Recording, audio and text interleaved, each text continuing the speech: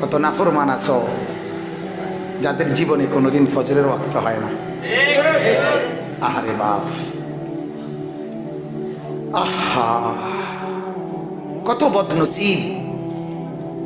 এমন বহু বদনসিব আছে মুসলমান পরিচয়ধারী, গত 6 মাস 1 বছরে যার কোনোদিন ফজরের নামাজ পড়ার সুযোগ হয়নি। আহা কপাল পোড়া। তোর জন্য আসলে সূর্য ওঠে না বাজান, তুই নাফরমানের জন্য সূর্য ওঠে না বাপ, তোর মতো ডাকাতের জন্য সূর্য ওঠে না। কারণ সূর্য যখন ওঠে তুই তো ঘুমে, তোর লেগে উঠবো কিন্তু 8টার দিকে নিয়ে সূর্য ওঠে, তাহলে তুই ডাকাইতের লেগে সূর্য ওঠে না। সূর্য ওঠে আমরা যারা ফজরের নামাজ পড়ি আমাদের জন্য। আলহামদুলিল্লাহ, আলহামদুলিল্লাহ। যেন লজ্জা থাকা উচিত, অনুভূতি থাকা উচিত। আল্লাহ নবী সাল্লাল্লাহু আলাইহি সাল্লাম বলেন, ফজরের নামাজ যার ছুটে যায় সে মুনাফিক। বুখারীর হাদিস, বুখারীর হাদিস। জুমার নামাজ ছুটে গেলে মুনাফিক, নবী এটা বলে নাই। ফজর ছুটে গেলে কি? মুনাফিক। আর মুনাফিকের ঠিকানা আল্লাহ বলছে জাহান্নামে। হ্যাঁ, জাহান্নামের সবচেয়ে নিচে। মুনাফিক এত নিকৃষ্ট যে ফেরাউন নমরুদের মতো সিনিয়র ডাকাই, বড় লিডার, বড় বেঈমান, এরা পর্যন্ত মুনাফিকের সাথে পিড়া খাইতেও রাজি না। বুঝেন নাই কথা? জাহান্নামে তো ফেরাউন নমরুদরও তো ফিটবো না, কথা কর। এরা ফিডা খাওয়ার টাইমে যদি লগে দেখে একজন মুনাফিক, আল্লাহকে বলবে আল্লাহ ফিডা খাইলে খাইছি, কিন্তু তার লগে না।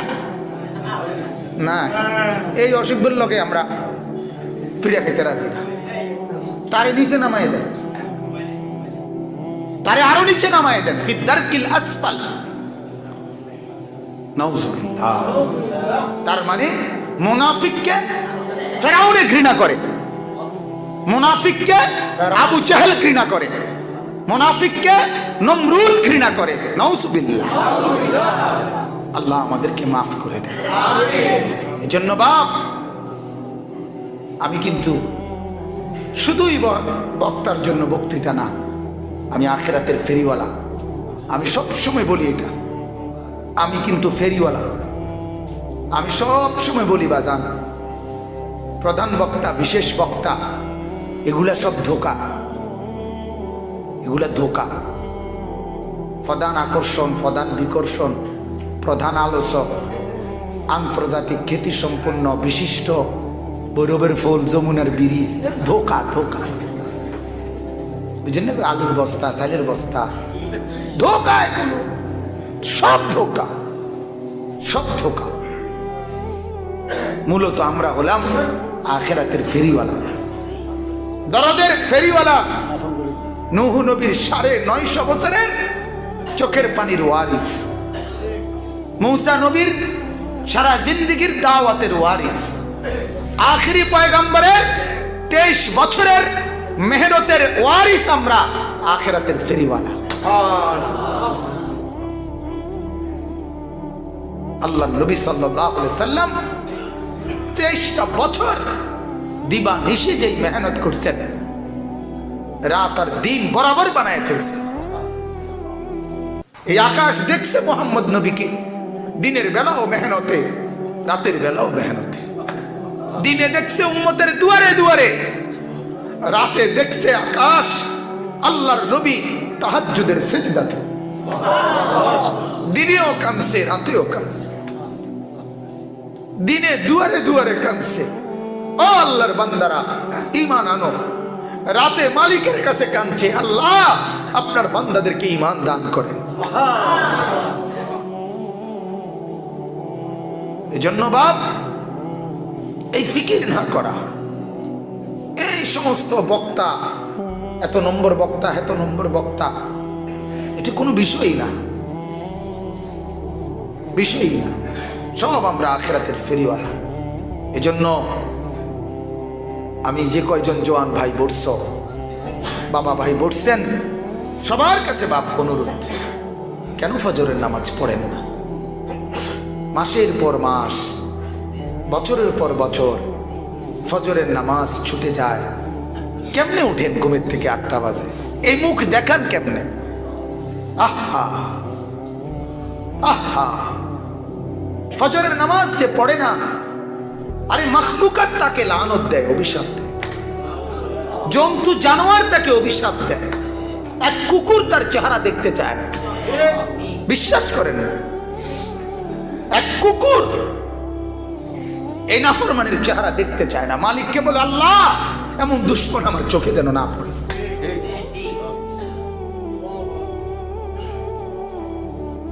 এজন্য হিম্মত করেন। আমি মুসলমান, আমি যদি রাতের 3টায় উঠে এয়ারপোর্টের প্লেন ধরতে পারি, আমি যদি ট্রেনের স্টেশনে ট্রেন ধরতে পারি, ওই যে মাছের আড়ত, যেখানে মাছের আড়ত, যেখানে পাইকারি মাছের ইয়া হয়, সমস্ত আড়ত রাইতে রাইতে শেষ হয়ে যায়, ঠিক কিনা বলে? তাহলে রাত 2টায় 3টায় এই আড়তদাররা এইভাবে মাছ এগুলো কেমনে আনে? তাহলে বেটা মাছ, তোর ফিশারির মাছ বেচার জন্য তো তুই সারাটা রাত কোরবানি করতে পারস, ঠিক কিনা বলেন? ওই যে নিমসারের আড়ত, চাইয়াই নিমসার আড়ত, তরকারির আড়ত, সারা রাত নিমসারে রাতের 2টা, আমি প্রায় তো আসি দেখি 2টা 2:30 বাজে জ্যাম থাকে রাতের নিমসারে, মানে তরকারির ট্রাক এবং ওইখানের শিক্ষার মনে যেন হাসরের মাঠ নিমসার বাজারে রাতের 2টা 3টায়, কারণ মেন আড়তটা জমে ওই সময়। সারা দেশে আপনার তরকারি চলে যায় তখন রাইতে রাইতে, সব সেটিং করে করে ধুমাধুম চলে যাচ্ছে। তাইলে বাপ রাতের 10টায় ঘুমাইয়া 11টা 12টা 1টা 2টা 3টা 4টা 5টা 5:55 6টায় ফজরের জামাত, এখন 7.5 ঘন্টা পরে মাত্র 4 রাকাত নামাজ পড়ে তুমি আবার বিশ্রাম করো, আরো 1 ঘন্টা ঘুমাও, এরপরে কোনো অসুবিধা নাই। কিন্তু মাত্র 10টা মিনিট 4 রাকাত নামাজ পড়ে তোমার কলিজায় কি একটাবারও মনে হয় না? একদিনও মনে হয় না? একবারও মনে হয় না? হায় হায় হায় হায়, এত পাষাণ হয়ে গেল কেন ভাইয়া? এই বাপ এখানে যারা আছেন, যাদের ফজরের নামাজ ছুটে যায়, আপনিই ভাবেন, বাকিদের কথা বাদ দেন, আপনিই ভাবেন। ছেলেরা তোমরা যারা বসছো বাজান, যে চোখে 24 ঘন্টা মোবাইল দেখো, খোদার কসম এটা আল্লাহর দেওয়া চোখ। যে চোখে নর্তকী দেখো, এটা আল্লাহর দেওয়া, আল্লাহর দেওয়া। আল্লাহ চাইলে 1 সেকেন্ডে এই চোখের আলো নিয়ে যাইতে পারে, 1 সেকেন্ডে।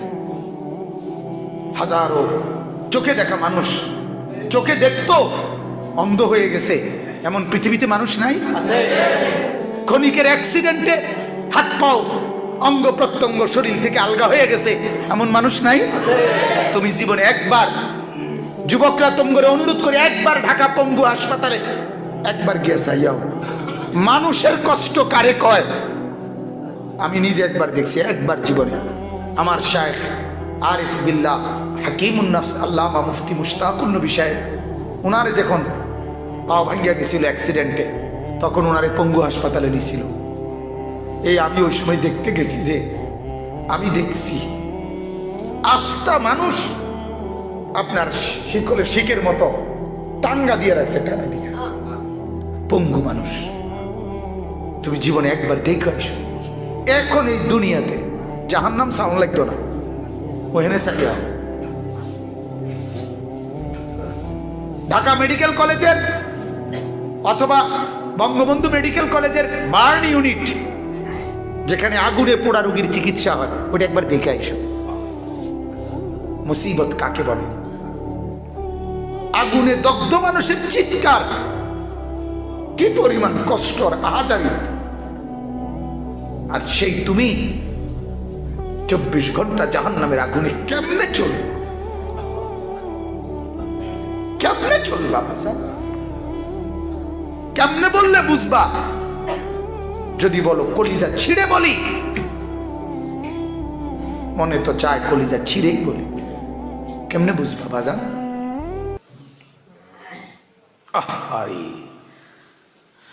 কোরআনুল কারীমের মধ্যে আছে জাহান্নামী জাহান্নামের আগুনে জ্বলতে জ্বলতে চিৎকার করে বলবে, আল্লাহ আর খুলাইতেছি না মাওলা, এর চাইতে মৃত্যু দিয়ে দাও। আল্লাহ বলবে, না রে, লা ইউকদা আলাইহিম ফায়ামুতু, না রে নাফরমান, জাহান্নামে কোনো মৃত্যুর ফয়সালা নাই, জীবিত থেকেই জাহান্নামের আগুন সহ্য করতে হবে। এরপরে কোরআনে আছে জাহান্নামী দ্বিতীয় নম্বরে বলবে, আল্লাহ জাহান্নামের আযাবটা একটু হালকা করে দাও না, একটা ঘন্টা বিরতি দাও না মাওলা, প্রতিদিনে একটা ঘন্টা বিরতি দাও না মাওলা, মাসে নয়তো একটা দিন বিরতি দাও না।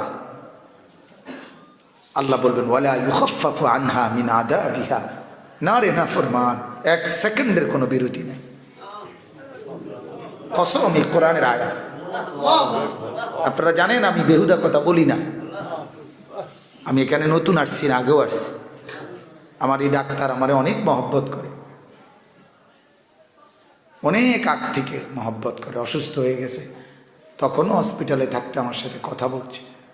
এই আবুল কালাম চাচা আমারে ও অনেক আগ থেকে, আমি যখন সোনাকান্দা তখন থাকতেই মহব্বত করে। তাইলে বাজান, আল্লাহ তাআলা বলেন জাহান্নামের আযাব এক মিনিটের জন্য তাখফিফ, হালকা করা যাবে না।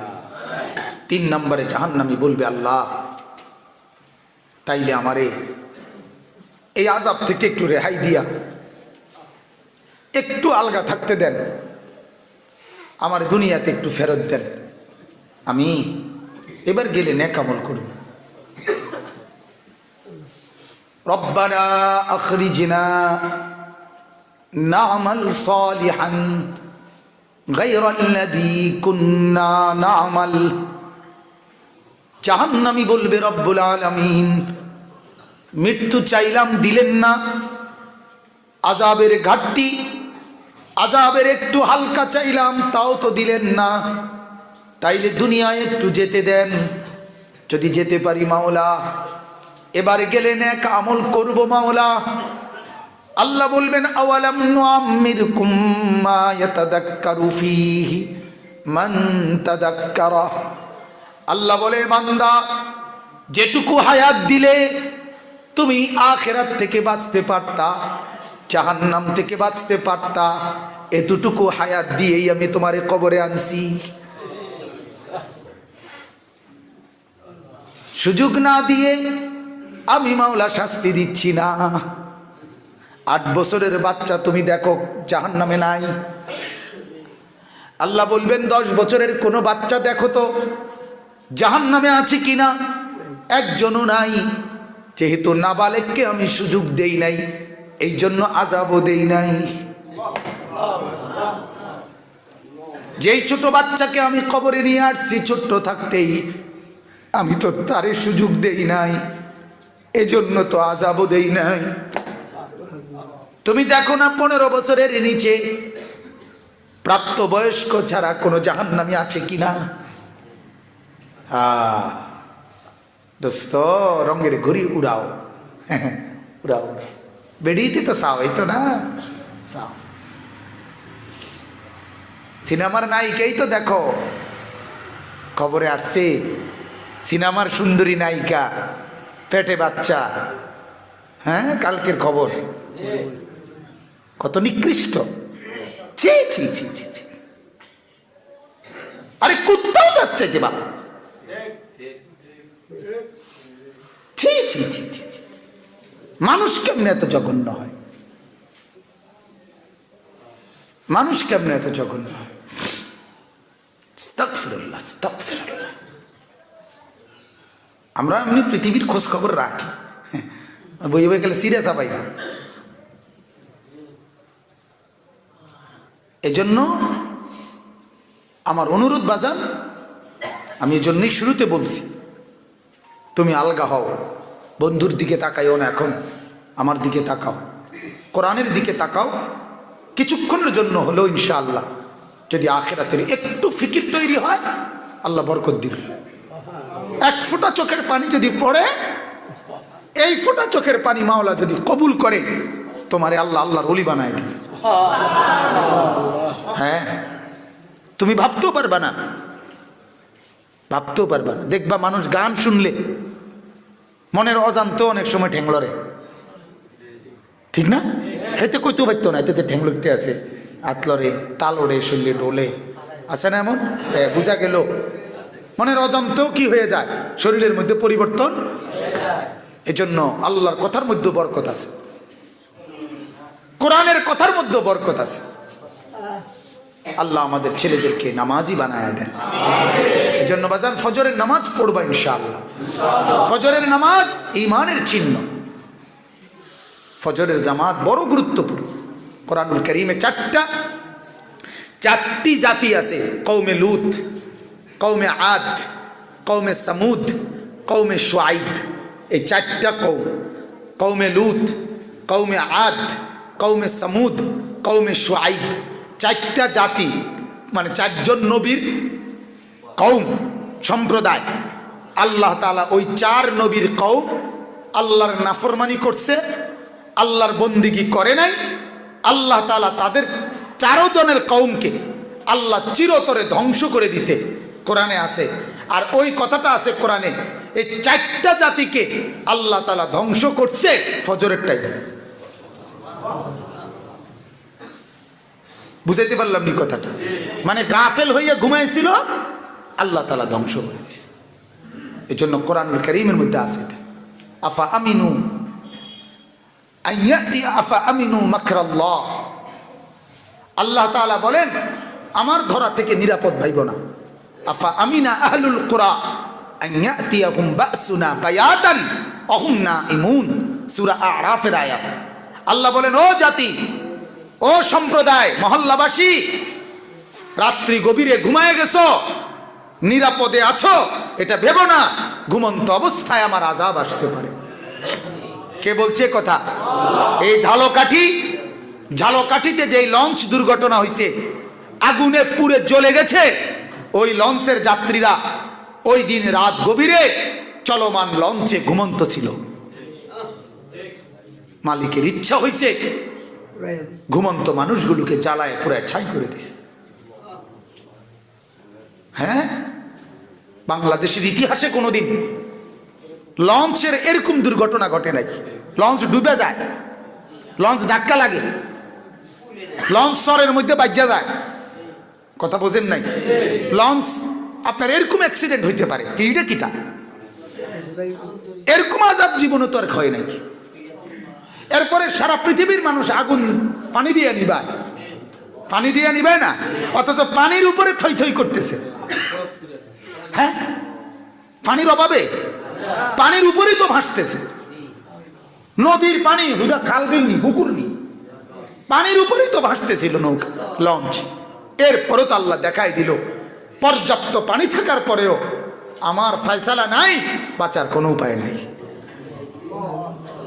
হ্যাঁ, আমি খবরে দেখছি এক বাবা 7 বছরের মেয়ে বাচ্চাকে বুকে জড়াইয়া এরপরে ঝাঁপ দিছে। 1.5 ঘন্টা সাঁতার কাইটা ওই লোকটা পারে যখন গেছে, পারে গিয়ে যখন পড়ছে দেখছে বুকের মানিক বুকেই মারা গেছে, বাচ্চাটা বাঁচে নাই। এই ঝালকাঠির এই কয়দিন আগের লঞ্চটা। কিরে বাপ, এমন কোনো দিন বাংলাদেশে নাই, এমন একদিন নাই যেদিন কোনো না কোনো 2-4 জন যুবক মোটরসাইকেলে অ্যাক্সিডেন্ট করে না। বাংলাদেশে এমন নাই। প্রতিদিন প্রতিদিন, কথা বলেন, প্রতিদিন তুমি খবর লাগাও।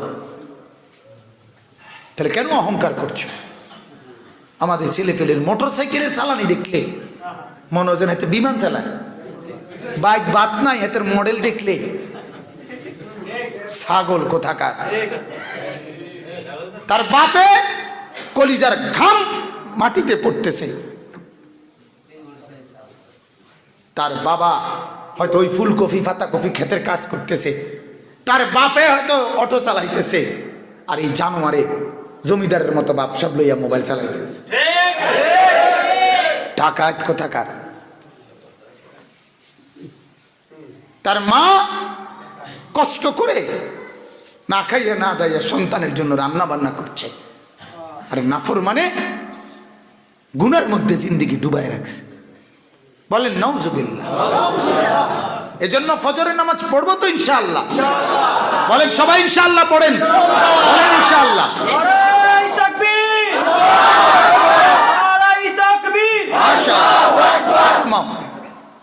ধোকা দিও না বাজান, ধোকা দিও না।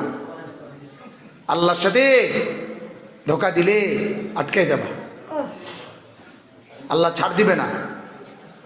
আমার শায়েখ আল্লামা মুফতি মুশতাকুন নবী সাহেব হুজুর বলে, আল্লাহ ছাড় দেয়, ছেড়ে দেয় না। আল্লাহ তাআলা ছাড় দেয়, কি দেয় না? হ্যাঁ, মানে নাটাই যে ছেলে ঘুরি উড়ায় হে সুতা ছাড়ে, নাটাই ছাড়ে না। কি ছাড়ে না? কি ছাড়ে? সুতা ছাড়ে দোস্ত, কিন্তু কি ছাড়ে না? নাটাই ছাড়ে না। হ্যাঁ, গুড্ডি এক সময় সুতা ছাড়তে ছাড়তে উর্ফে গিয়ে ঘুরি হেতে আর হেতে ওই ফোলারে দেখে না, ছেলেটাও গুড্ডিটা দেখে না। তারপরেও ছেলেটা মাঝে মধ্যে নাটাইয়ের আগার মধ্যে সুতা টান দিয়ে দিয়া হেতেরে কয়, দোস্ত আমি আসি, গেছি না। কি ছাড়ি নাই? নাটাই ছাড়ি নাই। আর আল্লাহ বলে, আমি আল্লাহ তাআলা 60 বছরের হায়াতের সুতা না ছাড়ছি, কিন্তু নাটাই ছাড়ি নাই। নাটাই আমার হাতে, আর আমার সুতা যত দূরেই যায় আমি 24 ঘন্টা আমার নজরে দেখি।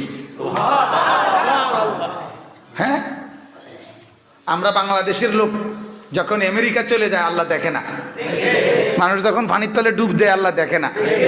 তো আলাম ইয়ালাম বিআন্নাল্লাহ ইয়ারা, আল্লাহ বলে বান্দা জানো কিনা আমি কিন্তু সারাক্ষণ তোমাকে দেখি। কতক্ষণ? বলেন আলহামদুলিল্লাহ। অনেক লম্বা করে ফেলছি এই কথাটা। যাই হোক, ফজরের গুরুত্ব বললাম। এখন আসেন, ওই আব্দুর রহমান ইবনে মুলজিম, ওই কাফের, ওই বেঈমান লোকটা হযরতে আলী রাদিয়াল্লাহু তাআলা আনহু ফজরের নামাজ পড়ার জন্য আসতেছিলেন।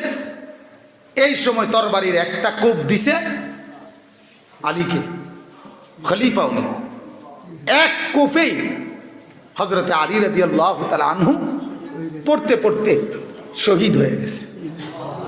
কিন্তু আশ্চর্যের একটা কথা আছে, এই শহীদ হওয়ার সময় পড়তে পড়তে হযরতে আলী চিৎকার করে একটা কথা শুধু বলছে, ফুস্তু ওয়া রাব্বিল কাবা। হযরতে আলী বলছে, কাবার রবের কসম, আমি আলী সফল হয়ে গেলাম, কামিয়াব হয়ে গেল। অথচ মরে যাচ্ছে, গর্দান মধ্যে কোপ দিছে। উনি কয় কি, আমি কি হলাম? অর্থাৎ তুই ব্যর্থ হইলি বেঈমান, আমি ঈমান নিয়ে মরছি, আমি নামাজের দিকে রওনা অবস্থায় মরছি, আমি কামিয়াব। এইটা আছে কিতাবে। আচ্ছা, তো আমি যেটা বলার জন্য লম্বা করে ফেলছি, আলী রাদিয়াল্লাহু তাআলা আনহুর ছেলে ইমাম হাসান, এই উনি এরপরে খলিফা হয়েছেন। কার পরে? আলীর পরে হাসান। 6 মাস উনি খলিফা ছিলেন, মাত্র 6 মাস। 6 মাস পরেই তিনি হযরতে মুআবিয়া রাদিয়াল্লাহু তাআলা আনহু, নবীজির আরেকজন বিশিষ্ট সাহাবী, ওনার হাতে, লম্বা ঘটনা আমি ব্যাখ্যা ছাড়া বলতেছি, মূলত হযরতে মুআবিয়া রাদিয়াল্লাহু তাআলা আনহুর হাতে স্বেচ্ছায়, সম্পূর্ণ নিজের খুশিতে স্বেচ্ছায় এই খেলাফতের দায়িত্বটা উনি ওনার হাতে তুলে দিয়েছেন। দিয়া বলছে, আপনার হাতে তুলে দিলাম, আপনি পুরাটা চালান, আমি আমার অধিকার ত্যাগ করলাম। আমার অধিকার কি করলাম?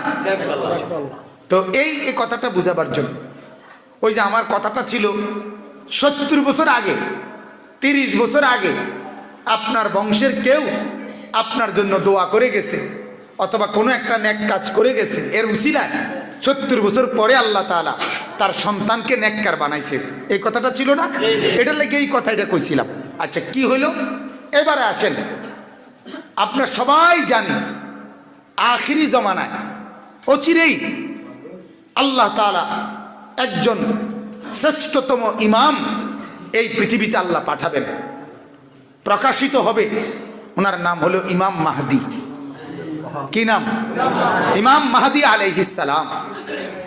উনি আসবে এই পৃথিবীতে, প্রকাশিত হবে। এই ইমাম মাহদি আলাইহিস সালাম উনি, সংক্ষিপ্ত করতেছি যে উনি গোটা পৃথিবীতে ইসলামী খেলাফত প্রতিষ্ঠিত করবে। গোটা বাংলাদেশে, গোটা পৃথিবীতে, আল্লাহর পুরা জমিনে ওনার হায়াত থাকতে খেলাফত প্রতিষ্ঠিত হবে। বলেন আলহামদুলিল্লাহ। ওনার খেলাফতে উনি, ওনার আমলে দাজ্জালকে হত্যা করবে। ওনার আমলে হযরতে ঈসা আলাইহিস সালাম আসমান থেকে নেমে আসবে। তো এই যে ইমাম মাহদি, উনি যে এত বড় মর্যাদাবান, আল্লাহ নবী সাল্লাল্লাহু আলাইহি সাল্লাম ওনার মর্যাদায় অনেক হাদিস বলছেন। এই ইমাম মাহদি আলাইহিস সালাম যিনি গোটা পৃথিবীর খলিফা। কয় জায়গার খলিফা? গোটা পৃথিবীর খলিফা হবে। এই মজার কথা হলো এটাই বলার জন্য, হযরতে হাসান রাদিয়াল্লাহু তাআলা আনহু নিজে খেলাফত ছেড়ে দিছে কার কাছে? মুআবিয়া রাদিয়াল্লাহু তাআলা আনহুর কাছে নিজের অধিকার ছেড়ে দিছে। আল্লাহর নবী সাল্লাল্লাহু আলাইহি সাল্লাম আবু দাউদ শরীফে একটা কিতাবে আছে, একটা বাব, অধ্যায় আছে ইমাম মাহদির ব্যাপারে। ওইখানে স্পষ্ট হাদিস আছে, আমি নিজ চোখে পড়ছি। আল্লাহর নবী সাল্লাল্লাহু আলাইহি সাল্লাম বলেন, আমার যেই উম্মতের সর্বশ্রেষ্ঠ শেষ খলিফা মাহদি আসবে, সে আসবে আমার বড় নাতি হাসানের বংশধর থেকে। এই কথাটা বলার জন্য। কার বংশধর? হাসান, হাসানের বংশ। তাইলে হাসান খেলাফত ছাড়ছে কখন? সেই আলীর পরে কত আগে? 1000 বছরের চাইতে বেশি। তাহলে সেই কখন উনি খেলাফত ছাড়লেন, আর আল্লাহ তাআলা এর বদলায় কত পরে উনার বংশে আল্লাহ তাআলা শ্রেষ্ঠতম সারা পৃথিবীর খলিফা উনার খানদান থেকে আল্লাহ পেশ করবেন। এটা আমরা কিতাবে এই জন্য পড়ছি যে বুজুর্গানে দ্বীন বলে, মুহাদ্দিসিন বলে, কেউ যদি আল্লাহর সন্তুষ্টির জন্য নিজের হক অপরকে দেয়, আল্লাহ তাআলা তাকে এর চাইতে উত্তম বদলা দিয়ে দেয়। তাহলে আমি বললাম আজকে, ওই আমার কথা ছিল এটাই, আজকে তুমি শুনো, আজকে তুমি এক ফোঁটা চোখের পানি ফেলো, আজকে একটু বিবেক জাগাও, কমপক্ষে এতটুকু মনটারে বলো যে আসলেই ঠিক কইছে। কথা বলেন না? আসলেই আমার নামাজ পড়া দরকার। ভাইয়া আমরা কও না, এই যে আমরা যারা এখানে বসছি আসলে দরকার নেই, ফজরের নামাজ পড়া দরকার নেই, আমরা নেককার হওয়া দরকার নেই, আমরা জান্নাতি হওয়া দরকার নেই, আমরা জাহান্নাম থেকে বাঁচা দরকার কিনা এদুর কমপক্ষে বুঝলো। কলজারে পাথর বানায় লাইও না, এরম মনে না যিনি কয় হুজুররা কয় না রে, হুজুরার এত কথা দূরে চলন যাইত না, হুজুরা যত কয় অত না। আমার বাজান, আমি যত কই তত না। আমরা যা বলি তার যদি 100 ভাগের 1 ভাগও জাহান্নামের আযাব হয়, তাইলেও তো তুমি সহ্য করতে পারতা না। বুঝেন নাই আপনি? 1 কোটি ভাগের 1 ভাগও যদি হয়, আর অথচ আমরা যা কই তত না, আসলে এটাই ঠিক। আমরা যত কই অত না, বরং তার চাইতে কোটি গুণ বেশি। তুমি যেটারে কম মনে করছো, এটা কম না, আমরা বেশি বেশি বেশি।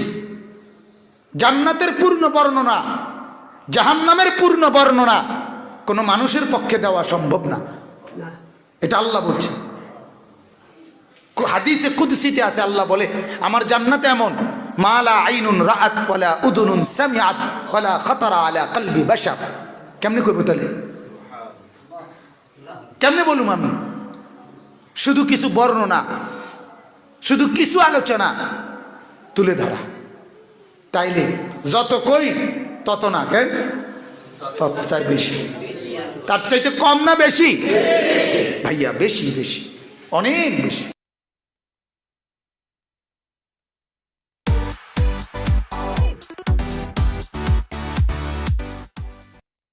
3টা বাজে তার লগে বাইরেলা ছেলে, এই ছেলেরা, আরে একটা ছেলে হইলে একটা ছেলে বুঝো, তুমি যদি মার সন্তান হও, তুমি যদি মুসলমানের ঘরে জন্ম নিয়ে থাকো, তোমার বাবা মুসলমান, তোমার মা মুসলমান, একটা ছেলে, আমার কথা শোনো, একজন 3টা বাজে বাইর হইলাই ফোলাডির লগে, রাতের 10টা পর্যন্ত আড্ডা দিলা, 7 ঘন্টা, একটা ছেলে তোমার একবার বললো না যে দোস্ত আসরের নামাজ পড়তি না, মাগরিবের নামাজ পড়তি না, এশার নামাজ পড়তি না? তুমি কোন দুঃখে এই ইবলিসের লগে চললা? এ তো শয়তান। কথা বলেন না কেন? এগুলো শয়তান না? তো কার লগে চললা? আপনারা ইবলিসরে দেখছেন নি? কেউ দেখছেন না? চান না চিন্তা কইরা? দেখছেন নি কেউ আপনারা? আমি দেখছি, হ্যাঁ, আমি অহরহ দেখি, আমি নিয়মিত দেখি। আপনারা ইবলিস দেখেন নাই? আমি অনেক দেখছি। কোরআনে আল্লাহ বলছে ইবলিস ইন্নাশ শাইতান, মানুষের প্রকাশ্য শত্রু, আদুব্বুম মুবিন। যে কোনো হুজুরে জিজ্ঞান আপনি, কোরআনে আল্লাহ বারবার বলছে শয়তান কি শত্রু? প্রকাশ্য শত্রু। কি শত্রু কর না? তাহলে আল্লাহ বলতেছে শয়তান প্রকাশ্য শত্রু, তো আপনি দেখতেন না কেন? না দেখলে তো আপনি গোপনে কইলে হইলে, গোপন শত্রু কইতে হইলে। বুঝেন নাই আপনি কথাটা? হ্যাঁ, বুঝা গেল। প্রত্যেকটা গুনাহ যেখানে সওয়ার হয়, যার উর্ফে সওয়ার হয়, তেই শয়তান। আপনি শয়তান দেখতেন না কা? বুঝো নাই? যে তোমার মোবাইলে উলঙ্গ ছবি দেখাইলো শুরু করছে, মনে করলে শয়তান দেখছো না? এই তৈরি, এইটাই তো শয়তান। ও মাইতে, এই তো শয়তান। যেই মেয়ে বেপরদা নিজের শরীর দেখাইয়া হাঁটতেছে 8-7 কাপড় পরে, তুমি ইবলিস দেখছো না? এই যে হাঁটতে যাইতে, এই যে যাইতে আছে দে বুড়ি, তো ও আপনি চিনছেন না ইবলিস? এটাই তো ইবলিস। আল্লাহ তো বলছে প্রকাশ্য শত্রু। হ্যাঁ, গুনাহ যার উপরে ভর হয়। 2 নাম্বার, ওয়াত্তাবা হাওয়াহু। আল্লাহ বলে বন্ধু, জীবনটা যার মনের ইচ্ছা মতো চালায়, কোরআন কোথায়, সুন্নাহ কোথায়, আল্লাহ কোথায়, ইসলাম কোথায়, আল্লাহর হুকুম কই, রসুলের সুন্নাত কই, কিচ্ছুর কোনো খবর নাই, তার মনে যা চায় সেভাবেই চলে। আল্লাহ বলে বন্ধু, এমন মানুষের সাথে বসবেন না।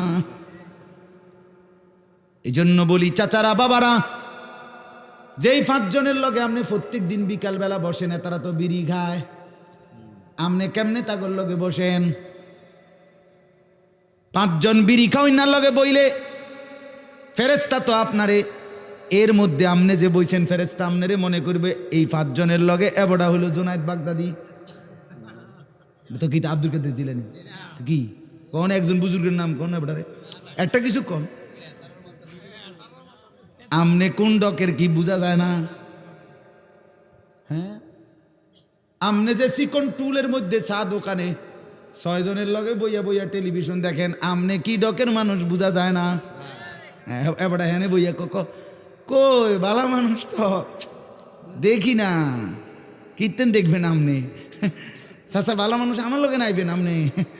আমার মাদ্রাসার মধ্যে 85 জন ছাত্র হেফজখানায় পড়ে, শুধু হেফজখানা, মোট ছাত্র 400, আলহামদুলিল্লাহ। তো এরা রাত্রে 3:30 বাজে ওঠে, রাত 3:30 বাজে এই মাসুম বাচ্চারা যখন ওঠে আল্লাহর কোরআন নিয়ে পড়তে বসে, আপনি এটা একবার দেখলে না বুঝবেন ভালো মানুষ কারে কয়। সাধুয়ানি কীর্তেন টুয়ান বালা মানুষ, হ্যাঁ, বিড়িখানার ফাঁকি দিয়ে বালা মানুষ টুয়ান কীর্তেন। রঙিন টেলিভিশনে রাক্ষসের মতো আক করে টেলিভিশন চান, আপনি কীর্তেন ভালো মানুষ টুয়ান।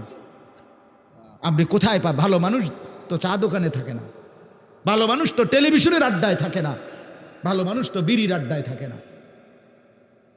ভালো মানুষ যদি খোদার কসম না থাকতো, আল্লাহর জমিন চাঁদ উঠতো না, সূর্য উঠতো না। নেককারের জন্য আল্লাহ দুনিয়া সাজাইছে। সিটার বাটফার, বেঈমান, নাফরমান নেককারের উসিলা খাইয়া যায়। আরে বেটা, হাদিস এটা। রাসূলুল্লাহ সাল্লাল্লাহু আলাইহি ওয়াসাল্লামের জামানায় 2 জন সাহাবী, আর 2 ভাই, আমি নিজে এই হাদিস পড়াইছি। 2 ভাই, আপন 2 ভাই, একজন কামাই রোজগারি করে, আরেকজন নবীর কাছে হাদিস শিখে, সারাক্ষণ নবীজির কাছে এলেম শিখে আর কি। তো ওই ভাই একদিন আইসা নবীজির কাছে বলছে, ইয়া রাসূলুল্লাহ, তে একটা কাম করে না, হাদিস এটা, একটা কাজও করে না, সারাক্ষণ আপনার কাছে এলেমের জন্য পড়ে থাকে, হ্যাঁ, হাদিস শিখার জন্য, আমি একলা কষ্ট হয় আমার। আল্লাহ নবী সাল্লাল্লাহু আলাইহি সাল্লাম বলছেন, লাআল্লাকা তুরজাকু বিহি। সাহাবী শুনো, ওই বেটারে কইছে, বড় মিয়া রে, আল্লাহ পাক তার বরকতে তোমারে খাওয়ায়।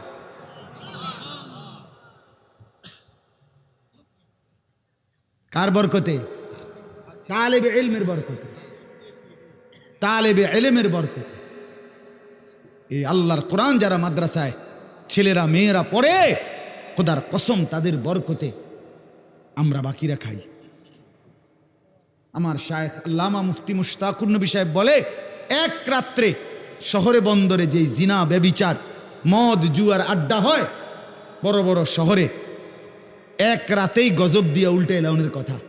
কিন্তু জায়গায় জায়গায় ফাঁকে ফাঁকে বিভিন্ন মাদ্রাসা হেফসখানা, রাতের 3টা বাজে ছেলেরা যখন উঠা যায় আল্লাহর কোরআন নিয়ে বসে, তো রব্বুল আলামিন বলে, চেয়েছিলাম আজাব দিয়ে ধ্বংস করে দিতে, কিন্তু তোরা উঠে গেলি, তোরা উঠে গেলি বান্দা, তোদের হাতে আমার কোরআন দেখে আমি কেমনে আজাব দিই। ঠিক আছে, যা, তুলে নিলাম।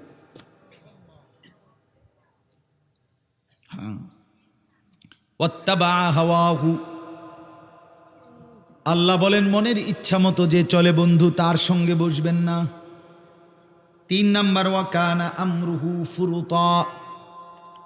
রব্বুল আলামিন বলেন, বন্ধু, প্রতিটা গুনার কাজে যে সীমা লঙ্ঘন করে, এমন সীমা লঙ্ঘনকারী পাপীর সাথে আপনি বসবেন না। একটা তো হইল গুনাহ, কোনোদিন ভিন্নারী দেখে ফেলছেন, গুনাহ হয়েছে, তওবা করে নিছেন, আল্লাহ ভুল করে ফেলছি। আর একটা হইল আপনার জিন্দিগি টেলিভিশন দেখা, রেখে সীমা লঙ্ঘন না? একটা হলো গুনাহ হয়ে গেছে, মিছা কথা একবার কইয়া লাইছেন আপনি, মনের বেখেয়ালে কইয়া লাইছেন, আল্লাহ মাফ করে দেন, ভুল হয়েছে, আর বলবো না। আর একটা হলো ওজনে কম দেওয়া, এটাই আপনার ব্যবসা, আপনার সিস্টেমে এটা, আপনি কাস্টমারের লগে কাঁচা মিছা কথা করেন। আছে না এমন কথা? বলেন, 30 বছর এই ডাকাইতে এক তালে ব্যবসা করতে আছে, যে প্রতিদিন ওজনে কম দেয়। 3 নম্বর মালেরে 6 নম্বর মালেরে কয় 1 নম্বর, কয় যে এই জাফান থেকে আমরা বাড়ির উঠানে হালাইছিল, এয়ারপোর্টও আইছে না, ডাইরেক্ট এনদে যাইতে সময় বিমান, জাফানের যাইতে সময় এনদে হালাই দিয়ে গেছে, এটা ডাইরেক্ট জাফানি, মানে আমরা সালে ফুটছে জাফানতে। এরকম মিথ্যুক আছে কিনা বলেন না?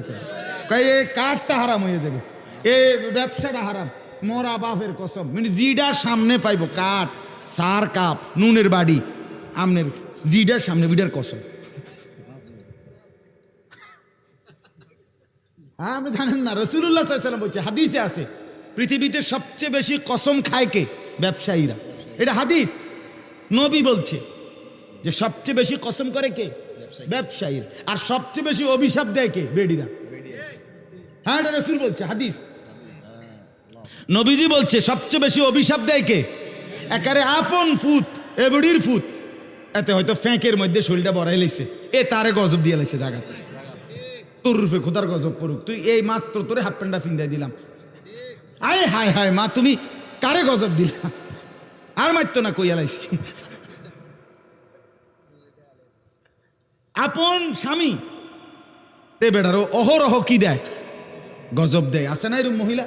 এবেল আপন স্বামী, স্বামীরে কেমনে লানত দেয়, সন্তানকে কিভাবে লানত দেয়, স্বামীর মাকে কিভাবে অভিশাপ দেয়। তোমার শাশুড়ি হতে পারে অপছন্দ হয়েছে কোনো আচরণ, তাই বলে তোমার স্বামী সেই শাশুড়ি তোমারে না, শাশুড়ি তোমার স্বামীর তো মা, ঠিক কিনা বলেন না কেন? বেচারার জান্নাত তো তার মায়ের পায়ের নিচে, তুমি যে তারে সরাইয়া লাইলা, তুমি যে তারে আলগা করে লাইলা, এই বেচারা, এই ছেলেটাকে, তোমার স্বামীটাকে তো তুমি চিরতরে জাহান্নামের দিকে টুকাই দিলা। তোমার একটু সুখের লাগিয়া তুমি স্বামী বেচারারে শেষ করে দিলা, ওই ছেলেটার জীবন শেষ করে দিলা। মার অভিশাপে, বাবার অভিশাপে সন্তান জাহান্নামী হবে না? কথা বলেন না কেন? তখন জাহান্নাম থেকে বাঁচাবে স্ত্রী। তো মার অভিশাপ যখন পড়বে তো স্ত্রী বাঁচাই দিবে না? বাবার অভিশাপ যখন পড়বে তো স্ত্রী বাঁচাই দিবে না? খেয়াল করে ছেলেরা বাবার বলেন, হ্যাঁ স্ত্রীকে স্ত্রীর হক দেন, স্ত্রীকে স্ত্রীর প্রাপ্য দেন, স্ত্রীর উপরে জুলুম করবেন না। স্ত্রী জীবনের সঙ্গী, ভালোবাসার সঙ্গী, দয়া মায়ার সঙ্গী। স্ত্রী সে আপন, সে কলিজার টুকরাই, সে ভালোবাসার প্রিয়জন, সব ঠিক আছে, সব ঠিক আছে। স্ত্রীকে সর্বোচ্চ ভালোবাসা এটা কোনো গুনাহ না, কারণ এটা হালাল। কথা বলেন না কেন? কিন্তু তাই বলে মার উপরে জুলুম না, এটা না। বাবার উপরে জুলুম করবে না, না। স্ত্রীর হক স্ত্রীকে দেয়, মার হক মাকে দেয়। আহা, কত পরিমাণ আজকে সন্তান 6 মাস লাগে না, মা বাপ থেকে সন্তান স্ত্রীর প্ররোচনায় আলাদা আলাদা আলাদা। মা বোঝেন তো, সে তো আগে পড়ালেখা করছে, কাম কাজ শিখছে না, রাইতারে না, এত বড় সংসার। বোঝেন তো মা, আমি আপনার ওদিকে খেয়াল রাখবো মা। হ্যাঁ, গদু নিক গাই শহরে, কি সুন্দর আলাপ, কি সিহন কথা কইলেন আপনি। আমনে শুধু ভাত খান, আপনার মা চিরা খাইয়া বড় হয়েছে। আপনি কার কলিজার মধ্যে দাগ দিয়া গেলেন, আপনি খবর নাই না? সুখ ঠিক আছে, দুনিয়া আর কি, আখেরাত। অতএব কথা শেষ। পরের আয়াতের মধ্যে ওয়াকুলিল হাক্কু মির রাব্বিকুম, আল্লাহ বলে, বন্ধু আমার পক্ষ থেকে সত্য কথা আমি বলে দিলাম। ফামান শাআ ফালিয়ুমিন ওয়া মান শাআ ফালিয়াকফুর, যার ইচ্ছা ঈমান আনুক, যার ইচ্ছায় কুফরি করুক। মনে রাখবেন, ইন্না আ'তাদনা লিয-যালিমিনা নারান আহাতা বিহিম সুরাদিকুহা, আমি সমস্ত পাপী নাফরমানের জন্য এমন জাহান্নামের আগুন রেডি করছি, যে আগুন মাঝখানেও আগুন, চতুর্দিকের বেষ্টনীর মধ্যেও আগুন। ইন্নাস্তাগীসু ইউগাসু বিমাইন কালমুহলি আহ ইয়াশবিল ওয়ুজুহ, আল্লাহ বলে, বান্দা বন্ধু বলে দেন, আমার সেই জাহান্নামে নাফরমান যখন জ্বলবে, প্রচণ্ড তৃষ্ণার্ত হয়ে যখন পানি চাইবে, তা এতটা গরম পানি দেওয়া হবে, পানিটা মুখে লাগবার সাথে সাথেই পুরা চেহারাটা ঝলসে যাবে। বিইসা শারাব, কত নিকৃষ্ট পানীয়, সাআত মুরতাফাকা, কত নিকৃষ্ট ঠিকানা আমার বাপ। অতএব আজকে রাত গভীরে এই কথাটাই শুধু আপনাদেরকে বলতে চাই। ওই 28 নম্বর আয়াত দ্বারা বোঝা গেল, একজন মুসলমান যুবক হও আর বুড়া হন, আপনার সঙ্গী, আপনার আপনজন, আপনার সম্পর্ক, আপনার আন্তরিকতা হবে ইমানদারের সাথে। কার সাথে বলেন না? নামাজির সাথে, নামাজির সাথে। কোনো পাপী, কোনো সীমা লঙ্ঘনকারী, কোনো নাফরমান, তার সাথে স্বাভাবিক দুনিয়া চালবার। আমি খরচা কিনছি, খরচা দিছি, আমি গাড়ি তুলছি, গাড়িতে নামছি, আমার লেনদেন দুনিয়া চাই, এটা ঠিক আছে, এটা তো কাফেরের লগও করা যায়। কথা বলেন, কিন্তু বন্ধুত্ব, উঠা বসা, সম্পর্ক, ফ্রেন্ড, আন্তরিকতা, ঘনিষ্ঠতা, এটা যেন কোনো নাফরমানের সাথে না হয়, নাফরমানের সাথে না। মোবাইলে তোমার, ফেসবুকে তোমার বন্ধু, পৃথিবীর কাফেররাও, বেঈমানরাও, তুমি জানো না সবার সাথে বন্ধুত্ব এটা হারাম। বেঈমানের সাথে মুমিনের কি হইতে পারে না? তোমার ফ্রেন্ড এই কথার নাম দিয়া এই লিস্টে কোনো ইমানদার নেককার ছাড়া অন্য কারো নাম আসতে পারে। এর 80,000 ফ্রেন্ড, এ দুটি ফ্যান তুমি ফিন্দো কেমনে? ফুল ফ্যান ফিন্দো কেমনে? তুমি তো ফুরাটাই তোলে ফ্যান, শার্ট গাও দাও কেমনে? আল্লাহ আমাদেরকে মাফ করে দেন। অতএব আমার বাপ, আমরা কি বুঝাইলাম? বুঝাইলাম এটা সঙ্গী বানাবেন কাকে? ইমানদারকে। বলেন না, বলেন, নেককারকে। নবীজি বলছে, আল মারউ আলা দীনে খালিলিহি ফালিয়ানজুর আহাদুকুম মান ইউখালিল। নবীজি বলেন, প্রত্যেক মানুষ তার বন্ধুর রঙে, গুণে গুণান্বিত হয়। অতএব তোমরা খেয়াল রেখো কাকে বন্ধু বানাচ্ছ। আমাদের প্রিয় নবী সাল্লাল্লাহু আলাইহি সাল্লামের পুরা 23 বছর আদবের মাধ্যমে ভরা। আদব, সৌন্দর্য। ইসলামের সবচেয়ে বড় বৈশিষ্ট্য হলো ইসলামের সব কিছু আদবওয়ালা। যেটাই সুন্দর, ভদ্র, রুচিসম্পন্ন, যেটাই বাস্তব, যৌক্তিক, উপযোগী, সময় উপযোগী, এটাই হলো ইসলামের বিধান। প্রত্যেক জায়গায় যা কিছু সুন্দর,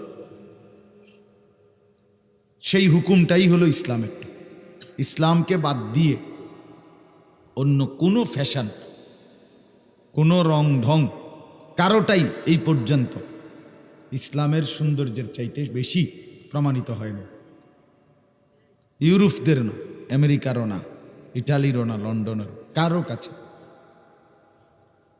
ইসলামের সৌন্দর্য হলো বসে প্রস্রাব করা, আড়ালে গিয়া পেশাব করা। নবী সাল্লাল্লাহু আলাইহি সাল্লাম আড়ালে পেশাব পায়খানার জরুরত সারত। তো ইউরোপ মনে করেন বা আধুনিক করতে করতে এটারে এখন একবারে কমট উর্ফে উঠাইয়া দিছে, দিয়া বলছে শুধু চেইন করলে সোজা খারাইবেন আর পেশাব করবেন। এটা হইলো সবচেয়ে লেটেস্ট। তো এইটা কি সুন্দর হইল। হ্যাঁ, তাইলে বোঝা গেল মূলত ইসলামকে বাদ দিয়ে তারা যা ডিজাইন করতে চাইছে শেষ পর্যন্ত এটা একবারে অসুন্দর হয়ে গেছে। আগে তো আপনার চেয়ার টেবিলে বসতো, খাইতো, এরপরে আপনার বিভিন্ন ছোট ছোট কনফেকশনারির মতো দোকান দিছে, ফ্যাশন বানাইছে যে না চেয়ার টেবিল নাই, এমনি ফ্রিজে দিব হইতে আপনার একটা বার্গার আপনি দাঁড়াইয়া দাঁড়াইয়া খাইবেন, টিস্যু দিয়ে মুচ্ছা যাইবেন গা। এটাই ডিজাইন। আসলে এটা ডিজাইন না, মূলত ওনার জায়গা কম। ওনার দোকানে কি আপনারে ফাঁকি দিল আর এখানে অল্প জায়গার মধ্যে সারাই দিল ডিজাইন কইয়া। হোটেল এটা চেয়ার টেবিল বানাইতে হইলে তো জায়গা বাড়াইতে হইব। এরপরে আমি নিজে একদিন জীবনে আপনার আগে ছিল শেরাটন হোটেল, এখন নাই, এখন এটার নাম হলো রূপসী বাংলা হোটেল। তো এইটাতে আমার জীবনে আমি একবার গেছি। কেন গেছি? পাকিস্তানের সারা পৃথিবীর বিশ্ববিখ্যাত আলেম আল্লামা তকি উসমানী দামাত বারাকাতুহুমুল আলী হজরত ওই হোটেলে একটা বড় সেমিনারে বয়ান করছিলেন, ওনার বয়ান শুনতে গেছিলাম। তো সেখানে দুপুরের যে খানার আয়োজন করছে ওনারা, হোটেলের ভিতরে সিস্টেম হইল ওই বড় একটা হল রুমের মতো, চারদিক দিয়া টেবিল, মানে টেবিল নেন কাঠের মতো লাগানো, আর ওই যেখানে খাবার দেয় ওখানে আমনে গিয়া সিরিয়াল ধরিয়া হ্যান থেকে আমনে গিয়ে আনতে হবে, আমনেও অর্ডার দিবেন, আমনে হাতে করে আনবেন, আমনে আইনিয়া এরপরে এনে খাড়ায় খাড়ায় খাবেন। বাহ, এটা আধুনিকতা, অতিরিক্ত আধুনিকতার সাফে ভইরা। অন আমার গিয়া আমি অর্ডারে দেওয়ান লাগছে, আমি খাড়াই দেওয়ান লাগছে, আমি গিয়া হাতে করে আনো লাগছে। এই হলো আধুনিকতা। ওই সময় ওইটার বাথরুমে গিয়া, এর বাথরুমে আগে গিয়া দেখছি আপনার কোনো খান দিয়ে পুরাটা বাথরুমে পানির কোনো সিস্টেম নাই, এ টোটাল শুধু বড় বড় টিস্যু। এটাই আধুনিকতা। বাহির হবেন টিস্যু ব্যবহার করে, এরপরে বাহিরে একটা মেশিনের মতো আছে, এটা তলে হাত দিলে বাতাসের মতো কি বাইর হয়, একটু গ্যারান লাগে। তো এই আগের গ্যারান আর এই নতুন গ্যারান মিল্লা স্বাদে গন্ধে অতুলনীয়, অসাধারণ একটা ফ্লেভার, মানে নিউ ফ্লেভার হলো আর কি, একটা নতুন ফ্লেভার আসছে এটার ভিতরে। পেশাবের গন্ধ আর এটার গন্ধ মিললে একটা নতুন গ্রান্স তৈরি হলো আর কি। তাহলে এই যে আপনার ফ্যাশন, ইসলামকে বাদ দিয়ে যত কিছু আপনি সুন্দর করতে গেছে, এই যে চুল ডিজাইন করতে করতে গিয়ে এখন এত বিদঘুটে বানাইছে, এতে মানুষ না অপদার্থ এটাও বোঝা যাবে। এ কি মানুষের ছাও না প্লাস্টিক না কি? এটা কি? এটাকে আফ্রিকার থেকে ডাইরেক্ট ইনটেক করা না মাঝখানে খুলছে কিছু? এটা কি জঙ্গলি না কি? এতটা আধুনিক, মানে এটারে ডিজাইন করতে করতে এখন আর এটা একেবারে বিদঘুটে, একদম বিদঘুটে। এই চুলের এখান দিয়া কাটা, এখান দিয়া কাটা, এখান দিয়া কাটা, এখান দিয়া পাখির বাসা। আস্তাগফিরুল্লাহ, লজ্জার কথা। এটা আত্মমর্যাদা, আত্মসম্মান না থাকার বিষয়। আমি তো প্রায়ই বলি এগুলা হইল মূলত যে এই লোকগুলো যাদের কাটিং দেখায় রাখছে সেলুনে, এরা কোনো জায়গায় মারামারি লাগছে হয়তো, ও এনে তারে সাফাতি দিয়ে কোপ দিছে, যারে জেন দিয়ে কোপ দিছে তার ওইখান দিয়ে সিলাই লাগছে, তো সিলাইয়ের সময় যে চুল কাটছে আর ওইখান দিয়ে আর কি উঠে নাই। এখন মূর্খতার বোকামির তো একটা সীমা আছে। আত্মমর্যাদা বোধহীন বেগায়রত, হ্যাঁ এটাকে বলে বেগায়রত আরবিতে, মানে আত্মসম্মান নাই, আমার নিজস্ব কোনো আলাদা কোনো কোয়ালিটি নাই। দুশ্মন যেভাবে হাসে আমি এভাবে হাসি। ইয়াহুদি ডিজাইন করে দেয়, মুসলমানের যুবক কাটে। ইয়াহুদি ডিজাইন করে দেয়, মুসলমানের যুবক পড়ে। বাহ, ওরা আগে ডিজাইন দিয়ে দিছে প্যান্ট, যে এখন এটা আসছে যে কমপক্ষে প্যান্টের মধ্যে 4টা জায়গার মধ্যে ছিঁড়ালাইবা ফাঁকা রাখ, এটাই ডিজাইন। ওই বেঈমানে এটা ডিজাইন করে দিছে, এবার পাগলরা এটা ফিন্দা শুরু করে দিছে। তাহলে এটার অর্থ কি? অর্থ হইল আমার নিজস্ব কিছু নাই, আমার নিজস্ব কোনো স্বকীয়তা, আত্মমর্যাদা, আত্মসম্মান এটা নাই। বেগায়রত, বেগায়রত, বেগায়রত। যদি কেউ তার ধর্মকে চিনে, আল্লাহকে চিনে, প্রিয় নবী সাল্লাল্লাহু আলাইহি ওয়াসাল্লামকে চিনে, ইসলামকে চিনে, কোরআনকে চিনে, খোদার কসম আমাদের এই 23 বছরের আমাদের নবীর জিন্দিগিতে, ইসলামের মধ্যে একেবারে সকল কিছুতে এর চাইতে সুন্দর কোনো কিছু, একেবারে পরীক্ষিত প্রমাণিত, এটা গায়ের জোরের কথা না। একটা আছে যে বলে মাইক পাইছেন দেখে আপনি গাছ জোরে কইতেন আছেন, এটা না, গাছ জোরের কথা না, এটা যৌক্তিকতার বিচারে একেবারে যদি পরীক্ষা নিরীক্ষা করে তাহলে এটাই প্রমাণিত হবে। রাসূলুল্লাহ সাল্লাল্লাহু আলাইহি সাল্লামের চলা ফেরা, উঠা বসা, কথাবার্তা, আচার আচরণ, টয়লেট, বাথরুম, অজু, গোসল, রাত দিন, হাসি কান্না, খানা খাদ্য, আহার নিদ্রা, এটাই সবচেয়ে সুন্দর ডিজাইন, সবচেয়ে সুন্দর, এটাই সুন্দর। ওয়া ইন্নাকা লাআলা খুলুকিন আযীম। আল্লাহ বলছেন, বন্ধু আমি আপনাকেই বানিয়েছি সমস্ত চরিত্রের সর্বশ্রেষ্ঠ চরিত্রের অধিকারী করে। আপনার সব কিছু শ্রেষ্ঠ। আপনি হাসলে সেরা, আপনি কাঁদলে সেরা, আপনি হাঁটলেও সেরা, বসলেও সেরা, কথা বললেও সেরা, চুপ থাকলেও সেরা। নবীর মুচকি হাসি দেখার মতো, নবীর চোখের পানি দেখার মতো। সুবহানাল্লাহ। একটা নখ কাটবে কিভাবে এটা পর্যন্ত রাসূলুল্লাহ সাল্লাল্লাহু আলাইহি ওয়াসাল্লাম সুন্নাত তরিকা উম্মতকে শিখিয়ে দিয়েছে। এবং হাতের নখ কাটবে কিভাবে, পায়ের নখ ভিন্ন তরিকা, ভিন্ন তরিকা। হাতের নখ এখান থেকে কাটা শুরু হবে, এই এমনি মুনাজাতের মতো ধরেন, এমনি ধরেন, তো এমনি ধরেন, এই এমনি ধরছেন না, যেমনি এইখান থেকে শুরু, মানে এই বুড়া আঙ্গুল বাদ দিয়া এখান থেকে শুরু হবে, এভাবে কাটবে। এরপরে এই বাম হাত এদিক থেকে, মানে বাম শেষ আঙ্গুল এমনি যাবে, এরপরে এই বুড়া আঙ্গুল, এরপরে এই বুড়া আঙ্গুল। এ দেখছেন নি? সহজ হিসাব, এখান থেকে শুরু, এমনি যাবে, এখান থেকে ঘুরে আইসে এখানে এসে শেষ। মানে এটা বুঝানো লেগে কইছে এমনি ধরতেন। পায়ের আঙ্গুল, হ্যাঁ, শুরু হবে একবারে, আপনি ও কনিষ্ঠ আঙ্গুল বাম দিক থেকে, আরে সরি ডান দিক থেকে শুরু করবেন, একের শেষ আঙ্গুল সিরিয়ালে 10 আঙ্গুল, ওই শেষ মাথা যায়।